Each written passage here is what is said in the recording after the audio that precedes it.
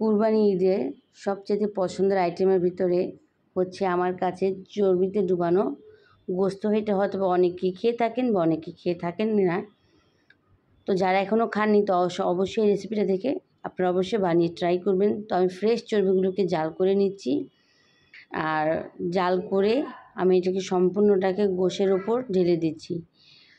আর গোশের size কিন্তু অবশ্যই একটু বড় বড় হতে হবে, কারণ এটাকে বেশ কিছুদিন জাল করাবো, এতে মাংসটা কিন্তু অনেকটা শুকিয়ে যাবে। তো আমি মশলার ভিতরে দিয়ে দিলাম 2 টেবিল চামচ পরিমাণ আদা রসুন।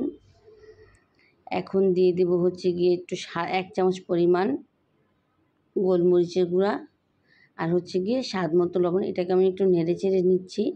আর এটাকে অবশ্যই সম্পূর্ণ পানিটা শুকাতে হবে, কারণ এখন কিন্তু অনেক পানি উঠে যাবে গোশের থেকে।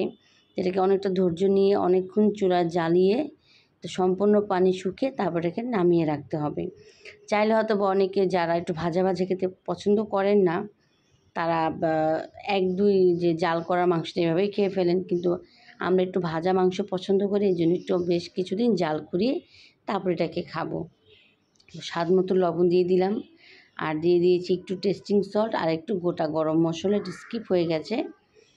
2টা তেজপাতা, 2টা দারুচিনি, 2টা এলাচ দিয়ে দিয়েছি।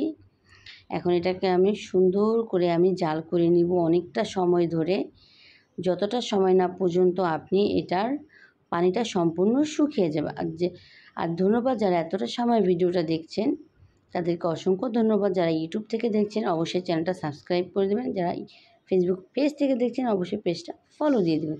দেখুন আমার মাংসটা আমি 2-3 দিন পর আবার জ্বালানোর জন্য চলে আসছি, কারণ আমার চর্বিটা যেহেতু একদম জমে শক্ত হয়ে গিয়েছিল, এখন চুলা দিয়ে আবার গলে যাচ্ছে। এখন এটাকে একটু নাড়াচাড়া করে নিচ্ছি। দেখতে পাচ্ছেন এটা এখনও সেদ্ধ।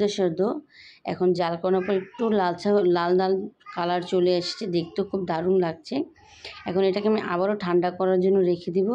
তো দেখুন আবার চর্বিতে জমে পুরো ঠান্ডা হয়ে গেছে। এখন এটাকে আমি আবারও প্রায় 2 দিন পর এটাকে আমি চুলায় বসিয়ে দিয়েছি। চুলায় বসানো হয়ে গেছে, এবং কিছুটা চর্বি গলেও আসছে। তো এই পর্যায়ে আমি পাশের চুলায় 3টার মতন শুকনা মরিচ জাল করে নিচ্ছি, ভেজে নিয়ে এখন করে আমি হাতের সাহায্যে ভেঙে এখন এটাকে আমি ঢেলে দেব চর্বির করা মাংসে। আর এতে করে যে মাংসের যে ফ্লেভারটা খুব সুন্দর আসবে এবং খেতেও খুব টেস্ট লাগবে। যারা এখনও ট্রাই করেননি অবশ্যই আমার রেসিপিটা দেখে একবার ট্রাই করে দেবেন, আপনাদের সত্যিই খুব ভালো লাগবে। ধন্যবাদ। দেখুন দেখতেই কত লোভনীয় লাগছে, আমার তো আবারও জিভে জল চলে আসছে খাওয়ার জন্য।